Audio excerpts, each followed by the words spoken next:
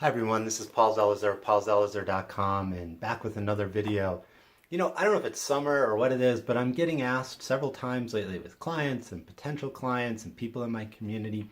They've got a bunch of different ideas. The people that I'm connected with are really creative people and have lots of thoughts about what they can do for their business. And many of them have more than one idea for business. Either, they're going, should they be on different websites? Are they ideas that I bring together? What do you think, Paul, right? So in this video, I want to give you the idea for 3 different strategies for when you have more than one interest, right?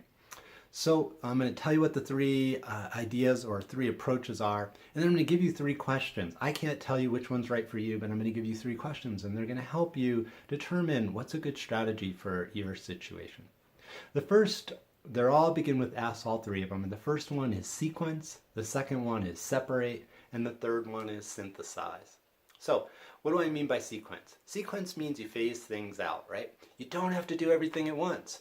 So you bring to light the most viable idea, the one that's most market ready, the one that's going to bring you revenue, the one that's most exciting. You come up with the factors that help you determine, and then you phase things, right? So you launch the part of your work that's ready to go, and behind the scenes, you're working on the next phase or the next aspect of what you're doing. So that's what I mean by sequencing. The second approach is to separate them out, to create different web presence, a different website, different Facebook account, different Instagram, different email newsletters, right? And they just each have their own presence, and you can cross-refer, hey, I also do this other work, but people can self-select about which part of the work is exciting for them, and they can go, that way they don't have to go at the same pace. You can have one that has a gorgeous website. I have one that's custom. paulzelizer.com is a custom built site. Awarepreneurs, which is my passion project and a social impact piece of work. It's a Squarespace site that's kind of like growing at its own pace, right? They have separate presence, and you can make different choices with each one, and people can self-select for one or more of what you're doing. So that's having separate approach. The third one is to synthesize them, to bring things together and to help people understand. This is really important if you're going to take this approach. It can be incredibly powerful.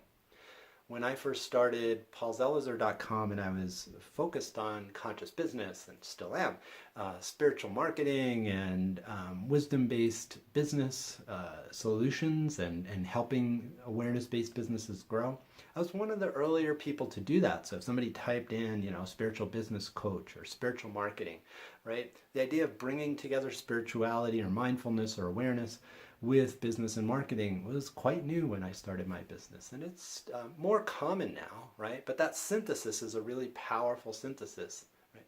So if you can help one of your potential clients make the connection that this is really beneficial to the goals that they have and the challenges that they're facing, then you have a stronger selling, it's called a unique selling proposition.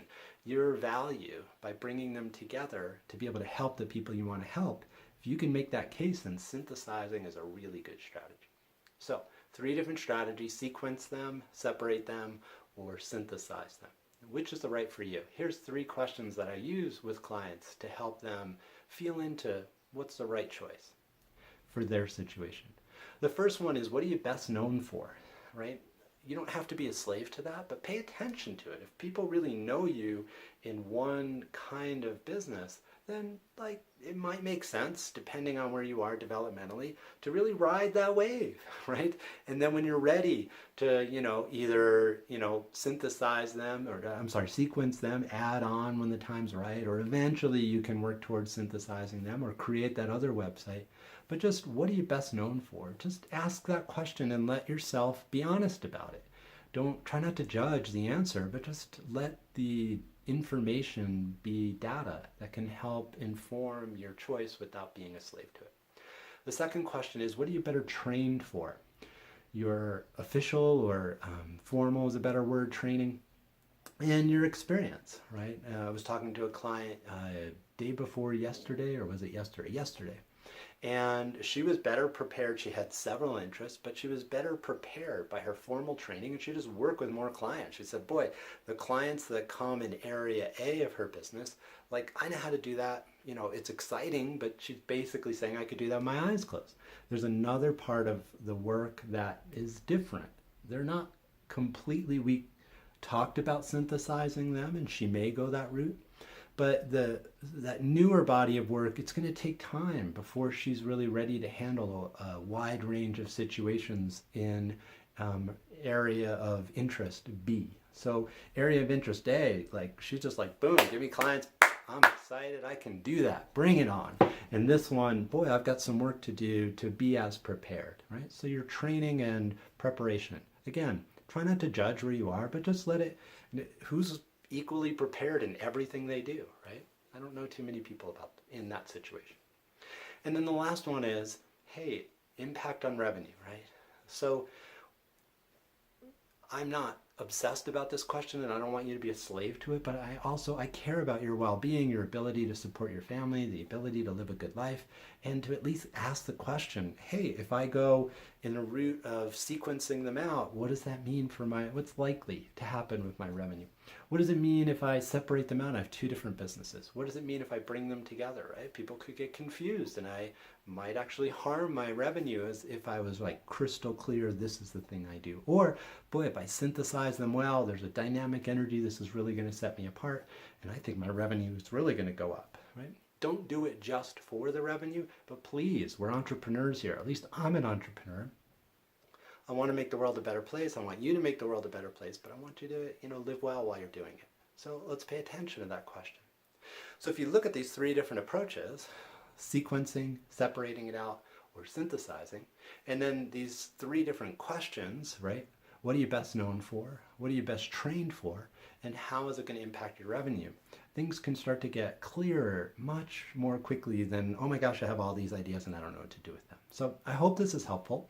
It's been an honor to, be in conversation with the people that have approached me with this question, and I'm getting back to doing more videos. So if you have ideas about what's a topic that you're really working with in your conscious business and in your journey as a social impact entrepreneur, I'd love to hear them.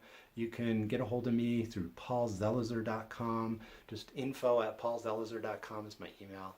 Thank you so much for listening. I really appreciate knowing you.